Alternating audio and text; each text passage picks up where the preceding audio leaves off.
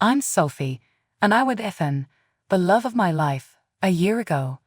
Our connection was funny, kind, and all I could have ever imagined. I'm quite content with my family life. I was an accountant who worked primarily from home. Though there was more to my work life than what first caught the eye, I liked my job.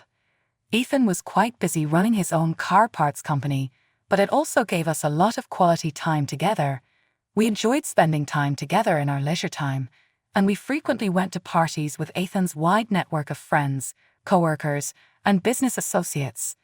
I always enjoyed the opportunity to mingle and be a part of Ethan's world, so I looked forward to these get-togethers.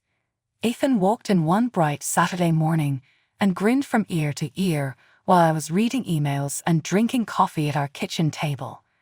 "Hi there, lovely," he murmured as he kissed my cheek. "Daniel is hosting a cookout at his residence. I had the idea that we could go over, meet up with everyone, and have a few drinks. Are you game?" I immediately said, "Sounds perfect," anticipating the evening. By the time we got at Daniel's place at 7:00 p.m., the air was filled with laughing and the aroma of cooked meat. I saw a beautiful blonde woman I had never seen before as we moved through the crowd. She was laughing across the yard as she spoke animatedly with a group of individuals. "Who's that?" I questioned Ethan. His face tensed almost slightly as he nodded at her. "That's Isabella, my ex-girlfriend," he added. Before I could say anything, Daniel saw us and gave us a wave. "Ethan and Sophie, I'm happy you could attend. Let me present you to everyone, please." Isabella fixed her gaze on us as we got closer to the group. Her eyes did not open up with a widening smile. With a fake sweetness in her voice, she remarked, well, if it's not Ethan and his wife." She spoke the word wife like a vulgar term. Determined not to let her get to me, I faked a grin. I extended my hand and said, "Nice to meet you, Isabella. I'm Sophie." She gave my hand a dirt-covered glance and turned back to stare at Ethan. "Oh my goodness, Ethany, it's been too long. I need to know what you've been up to." When she called me by that pet name, I was upset, but Ethan handled it so nicely. "Isabella, it's nice to see you. I've had a terrific time with Sophie. What say you? Continue to work for your father's business." Isabella's smile wavered briefly. "Yes, you are familiar with me. I prefer having alternatives available to me.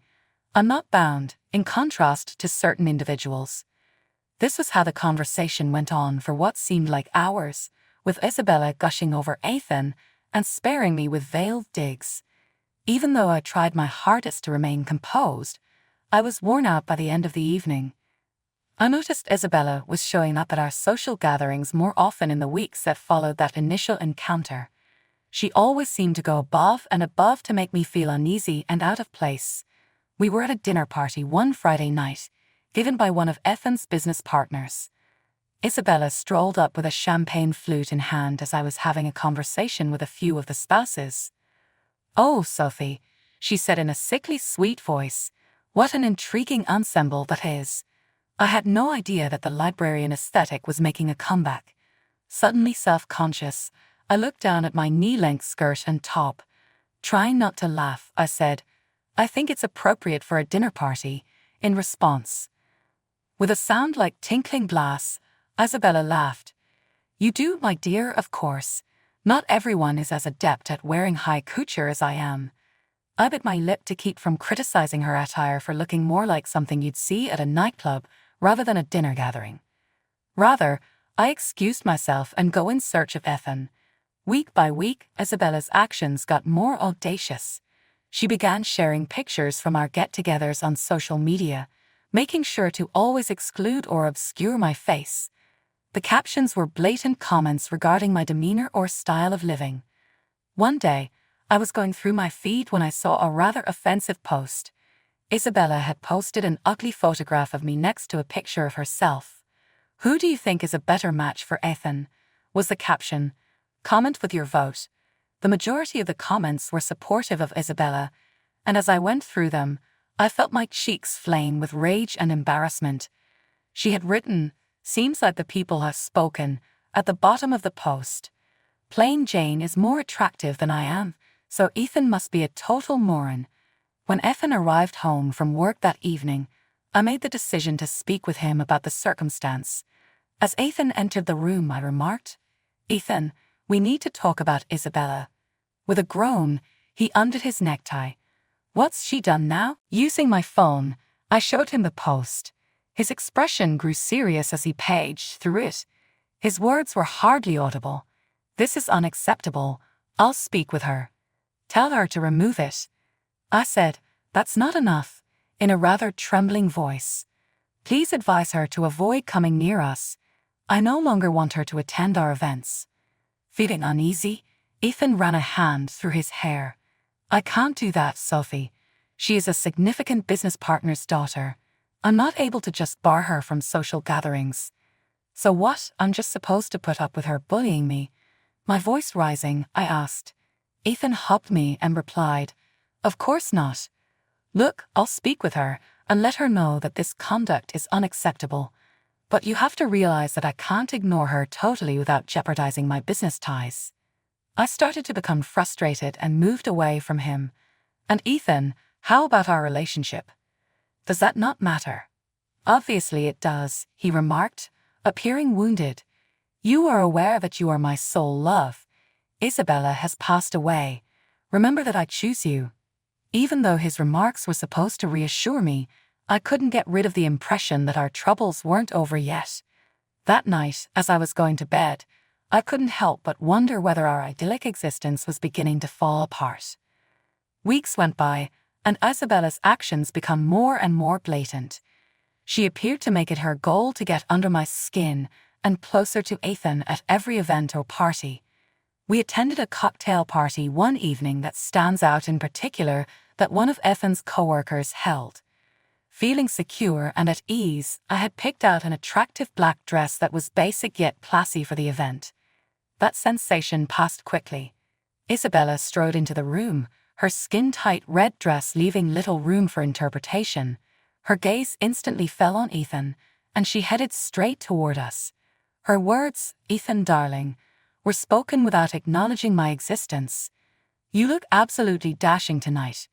Before any of us could reply, she put her hand on Ethan's arm and gave it a kind pat.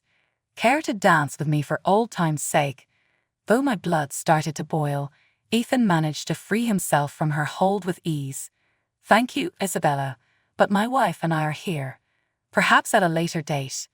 There was a little rush of victory that I couldn't help but feel as we left. I observed Isabella's continuous attempts to get Ethan alone throughout the evening. She would give him a call to talk business or to beg for assistance with some made-up issue. To Ethan's credit, he turned down her approaches each time, making sure to include me in the conversation or come back to my side right away. However, the unceasing attention was becoming taxing for us both. Not the respite that was hoped for throughout the next 2 weeks. Isabella started making more regular and noticeable attempts to sabotage our relationship. On Ethan's social media, she would make thought-provoking posts that often brought up their shared past. She used to talk loudly at gatherings about how much they had loved one another, making sure to leave me out of the conversation. But the actual blow-up happened at our friend Tom's birthday celebration. Isabella came, ostentatiously late, in a dress that seemed more fitting for a red carpet event than a backyard cookout. She grinned as she came in, making eye contact with me. She shouted out, "Oh, Sophie," her voice brimming with insincere worry. "You miserable creature. Have you missed the memo? This isn't a gathering of the library book club." The crowd erupted in laughter, and I felt the blushes on my cheeks burn. Ethan hurried over from his conversation with other coworkers to stand at my side. "That's enough, Isabella," he replied in a low, furious tone. "You need to stop this childish behavior." Isabella's pretend innocent eyes widened. "Ethan, why?" "Merely attempting to assist. Your small bride has to be shown how to dress for these occasions by someone." I felt something damp and chilly slip through my garments before Ethan could answer. I was shocked to find crimson wine smearing across the front of my dress as I looked down. Isabella was standing in front of me with an empty glass in her hand and a look of mild regret on her face. "Oh no," she said. "How foolish of me. However, that stain is much better than that awful dress. To be honest." The gathering quieted down, focusing on us. Standing there with wine streaming off my clothing, I felt angry and ashamed. However, everything inside me exploded as I saw Isabella's arrogant expression. "You know what, Isabella?" With a clear and firm voice, I spoke. "I'd rather wear this soiled dress than waste any more time acting politely toward you. You are acting in a pitiful and shameful manner. If you'll excuse me, my husband and I are leaving." Ethan was gazing at Isabella with a mix of disbelief and disdain when I turned to face him.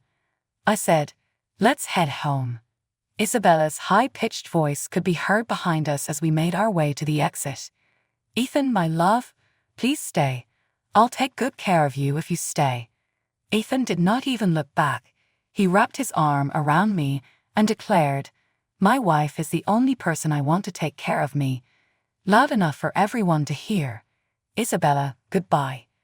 I couldn't help but sense that a boundary had been crossed as we silently drove home. Now that Isabella had revealed her true nature, there was no turning back. Ethan entered our bedroom one bright morning with a sullen attitude. He said, "Sophie, I have to go on a business trip. It is crucial for the business. I'll be away for around a week." I tried to ignore the little knot in my gut as I nodded. "All right. When are you going to depart?" "Tomorrow morning," he answered. I apologized for the brief notice. It sprang out of nowhere. I feigned a laugh. "It's all right. I'm aware of how significant your business is." When Ethan departed for his vacation the following day, I was left alone in our home. I was so mired in work that I didn't notice the empty house as the week went by slowly. My phone started ringing on Friday night. I was shocked to see it was Isabella. She said, "Sophie, darling," in a voice that was sickeningly lovely. "Tonight, I'm planning a little gathering. Merely a cluster of 8 people. Ethan and you should come, please." I wavered. Ethan's out of town on business, actually." Isabella said, "Oh, what a shame," without even quite seeming unhappy. "Yet you ought to still attend. We'll have a terrific opportunity to get past our differences and start over. How would you respond?" Although my gut told me to say no, I couldn't help but be intrigued. "I'm not sure," I nervously said. "Oh, please," Isabella insisted. "It's located at El Chateau. You do realize where this is? Extremely exclusive.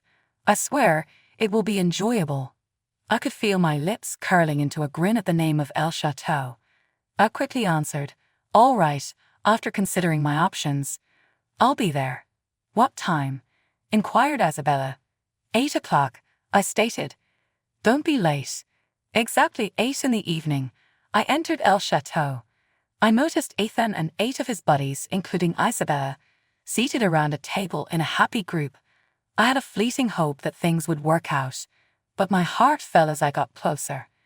There was no spot at the table reserved for me. With a glare in her eyes, Isabella got to her feet.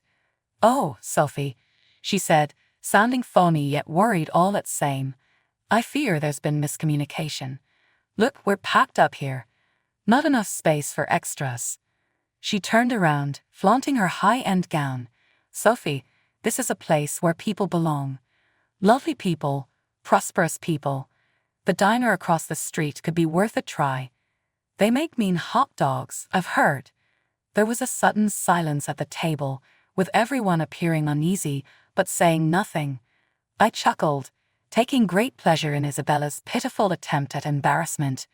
"Excuse me, could I speak to the restaurant manager, please?" I yelled as I turned around. The restaurant manager came over to our table with a kind and professional manner. His gaze shifted between Isabella and me as he said, "Is there a problem here?" I gave the manager a grin before Isabella could say anything. "There is absolutely no issue. I simply wanted to know whether I could come to supper with this beautiful company." The manager gave me a warm grin. "Obviously, ma'am. I'll go grab you a cozy chair right now." Isabella's face twisted with wrath as he raced off. "Pardon me. This table is reserved for 8 people by me. There isn't place for her here, and she wasn't invited."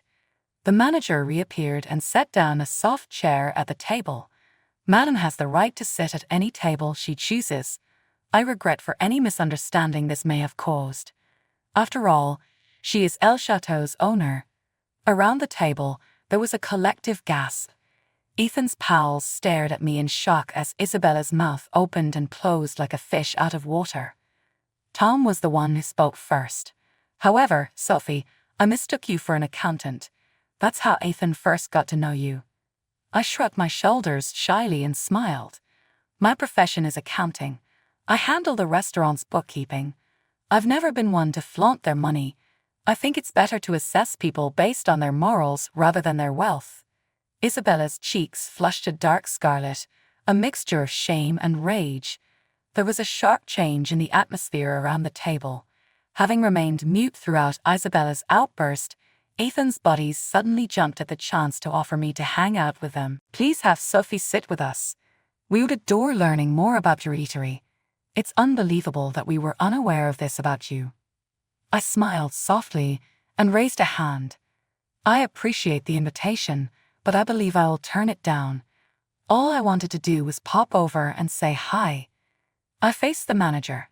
Please see to it that my husband's friends are well looked after. Tonight, I'm footing the cost. I couldn't resist adding, and Isabella, there's a lovely diner down the street, as I was about to leave. They make mean hot dogs, I've heard. Perhaps you should give it a try sometime. I left the restaurant after that, leaving Isabella completely embarrassed and in shock. I informed Ethan about the event over dinner a few days after he got back from his work trip. Ethan, you ought to have seen her face. I chuckled. I don't think I've ever seen anyone turn that shade of red. Ethan laughed and shook his head. It's unbelievable that she believes she could make you feel that uncomfortable. Sophie, you handled it flawlessly. I had a wave of contentment as we were finishing our supper. Isabella's plan to make me look bad had failed miserably, and in the process it had strengthened our bond. The weeks that followed the event at El Chateau passed quickly.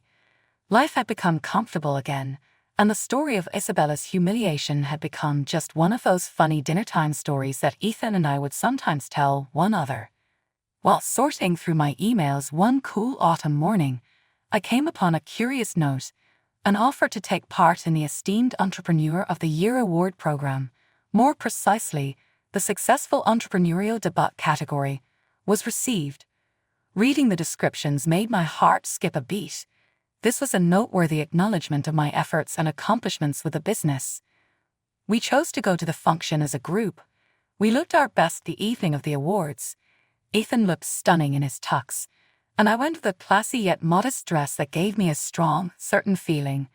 There were many of the most prominent and successful people in the city at this magnificent location. As we socialized, I recognized a lot of faces, friends, acquaintances, and a few of Ethan's business partners.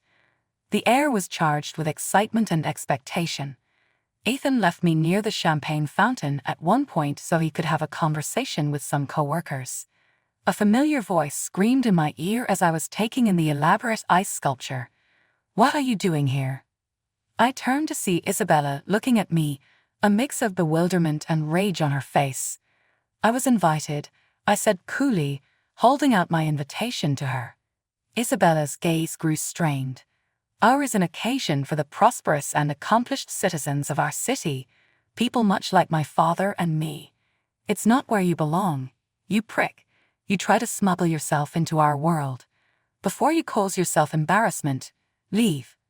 I kept my cool and scanned the room until I saw the person I was searching for. Grinning, I gestured to two dapper-looking elderly guys chatting away across the room in their immaculate suits. Isabella's diatribe persisted as they got closer, but I ignored her and concentrated on the men. I gave one of them a nice embrace when they got to us. I gave him a cheek kiss and said, "Dad, I'm so glad you could make it." I turned to face the other man and held out my hand, which he shook kindly. "Mr. Thompson, it's wonderful to see you again." When Isabella recognized the identity of the second man, her mouth fell open. Her voice harsh with astonishment, she turned to face him. "Hey, Dad, what are you up to? With this nobody, how can you possibly be friendly?" All she is an accountant playing at being one of us because she got lucky. Her place in our world is not here." As he listened to his daughter's scream, Mr. Thompson's face became deeply crimson. His normally cool, calculating eyes were suddenly blazing with rage. Isabella flinched as he bellowed, "Silence." He made an indication to my dad. "This is William Carter, a highly successful businessman in the nation and a valuable business associate of mine. Your naive remarks have the potential to ruin a multi-million-dollar agreement." As her eyes became wide with amazement, Isabella did not back away. On the contrary, she doubled down. "Then, Daddy, back out of the transaction. Her family is not someone we have to do business with. They are not worthy of us." Anger mottled Mr. Thompson's face, causing crimson patches to form on his forehead and cheeks. Heads turned around the ballroom as his voice reached a yell. "Enough now. Your actions are unacceptable." He gave Isabella a quick finger poke. "You're disconnected as of right now. Consider yourself evicted. No more credit cards, no more allowance, and that opulent apartment of yours." With a tone of urgent apology, Isabella's mouth fell wide in shock as her father turned to face us. "Mr. Carter, Sophie, please accept my deepest apologies for this disgraceful scene." He snapped at Isabella and turned back to face his daughter. "Go now. You have shown that you are not deserving of being here." With a mixture of worry and rage on his face, Ethan charged through the group of people gathering around us at that very moment. He insisted, "What's going on here?" He saw Isabella and shook his head in contempt before anybody could reply. "I ought to have been aware. Isabella, I can now clearly recall why I ended our relationship. You have never been taught how to act appropriately in public." Isabella eventually lost her cool. Her cheeks started to well up with tears, trailing mascara everywhere they went. She cried, "Daddy, please," and reached for Mr. Thompson's arm. "I apologize. I was ignorant. Don't do this, please." Mr. Thompson, nevertheless, brushed her hand aside. "I have business to discuss with my partners." He turned away from her and stated in a chilly manner, "Goodbye, Isabella." Isabella stood by alone in the center of the floor, mascara running down her cheeks and her shoulders trembling from tears as Mr. Thompson and my father left. The group surrounding us gradually thinned out, leaving her alone with her embarrassment. The remainder of the evening seemed to fly by. I remember being very stunned when my name was mentioned for the Successful Entrepreneurial Debut category at the awards event. I saw Ethan and my father in the audience as I got the medal. With a proud smile on their faces, they stood up and began to clap enthusiastically. Their excitement was contagious, and I experienced a wave of happiness and achievement. The weeks after the awards ceremony saw life settling into a comfortable new routine. The golden figurine became a discreet memento of that memorable evening and was placed on our mantelpiece. Ethan and I kept going to parties with his business partners and friends. These parties became much more pleasurable without Isabella's poisonous presence. There was more real talk, a lighter environment, and more regular laughter. One evening, when I was putting on my earrings, Ethan approached me from behind as we prepared for yet another social gathering. He put his arms around my waist and remarked, "You know, I've noticed how much more fun these parties have become lately." I gave him a grin in the mirror. I had the exact same thought just now. It's incredible how the absence of one person can alter the dynamics completely. Ethan gave a contemplative look as he nodded. "Speaking of absence, have you heard anything about Isabella lately?" I gave a head shake. "Not really. She seemed to have entirely disappeared. But, well, during the previous party, I heard Tom chatting to his wife. There's a story circulating that Mr. Thompson moved Isabella to a different state because he didn't want her to cause him or the family company any more shame." Ethan's eyebrow shot up. "Whoa, it is rather pronounced. But given her actions during the awards ceremony, I can't say I'm shocked." I looked up at him and straightened his tie. "It's extremely unfortunate. She was never taught to value or exercise her status sensibly." I thought about how much my life had changed in the last year as we traveled to the celebration. It had been an intense ride, filled with everything from the difficulties I had with Isabella to the surprise acknowledgement of my financial ability. Nevertheless, my bond with Ethan had only gotten stronger throughout it all. Regarding Isabella, I sincerely hoped that she would finally find her path. Everyone deserves the opportunity to develop and become a better version of themselves. After all, who knew? Perhaps a new beginning in a different state would be just what she needed. I was happy to be in this moment, though, for the time being, swaying in my husband's arms, surrounded by friends, and appreciative of the life we had created together.